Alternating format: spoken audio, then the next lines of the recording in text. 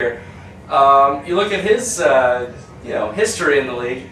This will be his 5th year in the league. You see he has not finished any higher than 8th place, and yet last year he took home an abysmal 12th last place finish.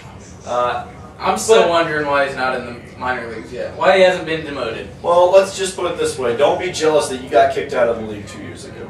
All right, now finishing higher.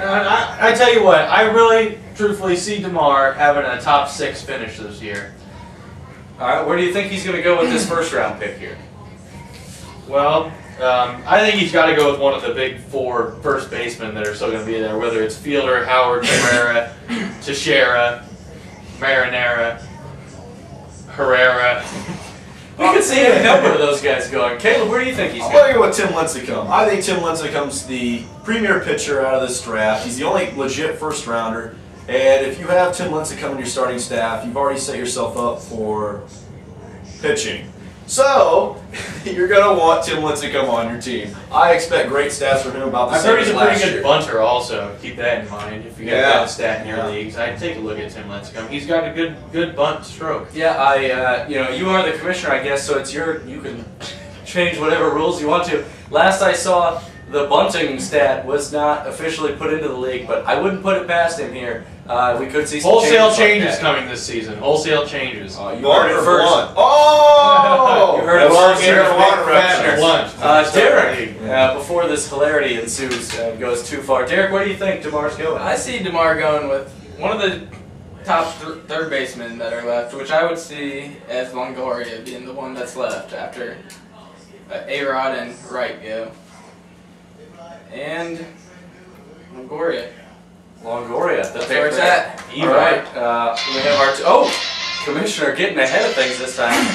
Commissioner. Hey Luke, I got another pick for you. Well, that's good.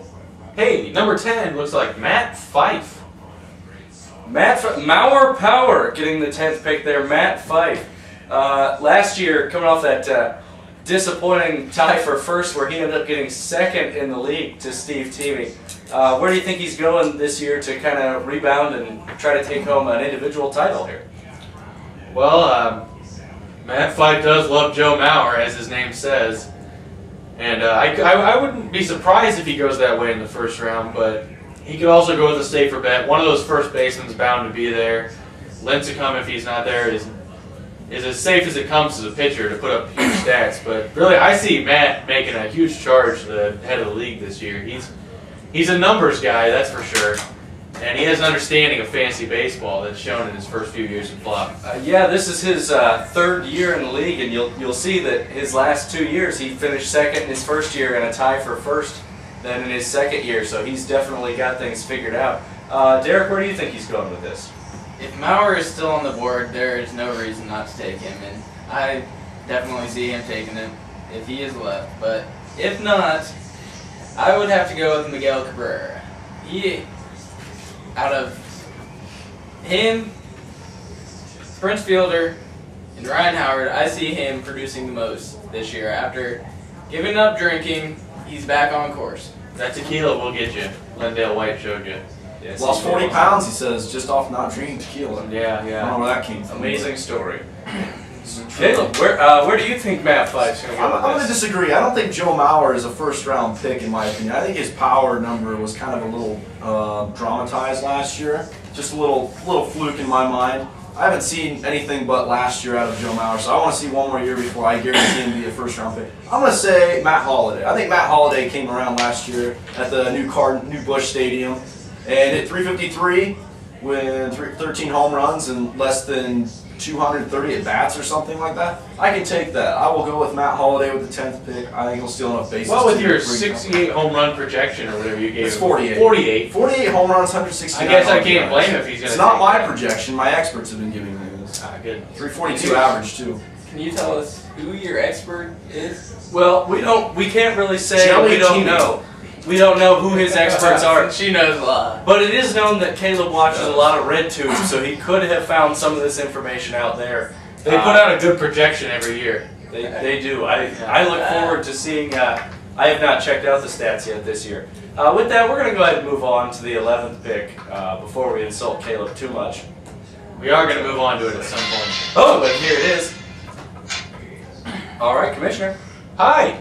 Hey. Hey, the next pick goes to Caleb Beefcake Boyd. Oh, it looks like I've spoken too soon. The hot beef injections and Caleb Boyd will be getting made fun of for at least a couple more minutes. Yeah, let's start with Derek on this one. Where do you think First he's going off, with the 11th I'd like pick? to ask the commissioner a question. What do you plan on doing with Caleb Boyd if he finishes down at the bottom? See, that's not even Well, necessary let's right now. let's just address the issue right now. You know, we gotta address it while it's hot, while it's fresh, All right. while we're young. Probably do what they did to Derek 2 years ago. I guess. I have an amazing man crush for Caleb Boyd, and I find it hard to kick him out of the league ever. I had to put up a big poster to get him back in, and I plan to do it again. I don't care how low he finishes. I'm in love. I think we see a little resentment from I Derek. wish I here. forgot that love, Shane. That's See? a call out to the Kiwi, Shane Heisner there. Now on to more serious issues. Where's Caleb going with this first draft pick, Derek? I see him taking Tim Lincecum. Best player left. Not a chance in hell. And Caleb, You know, that is not a bold taking pick, Tim though. Lincecum. That is a bold pick. That when you make a pick like Tim Lincecum, you're saying to people, "I'm here to win this league."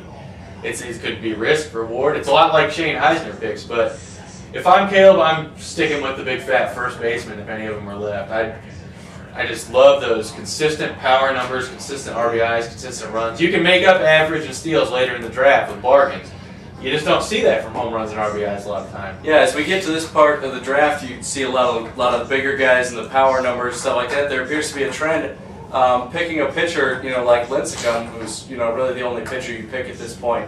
Is really a bold statement to say that he's not going to blend in with the rest of the draft. He's really going to try to stick out and win this.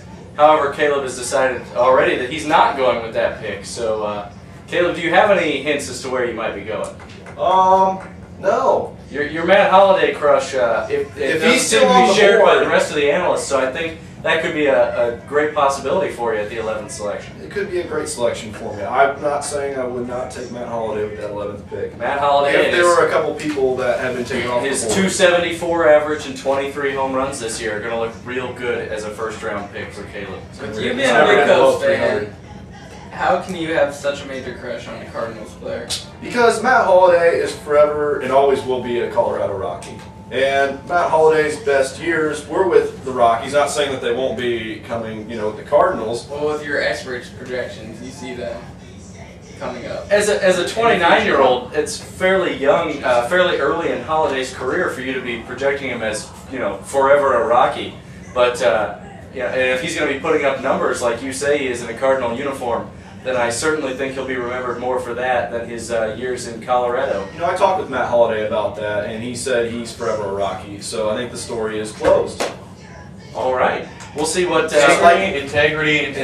We'll see what I talked with Martin, Mike Brown. new hitting coach Mark McGuire. We'll see what he brings to the table there. We'll see if we see some changes. I can tell you what he's in going to bring St. to the table, and it involves a syringe.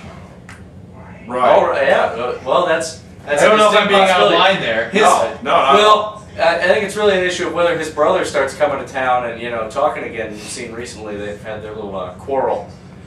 So we'll see what develops of that. But we could see definitely some syringes in the St. Louis locker room this year, whether La Russa likes it or not. With that, we're going to go on to the final pick of the draft. Gee, I wonder who it Commissioner, is. I'd like to guess Steve Teamy, On but cue. that's just Hey, Luke. Oh, hey, how we doing? my gut. Hey, the 12th pick in the draft goes to George Lopez.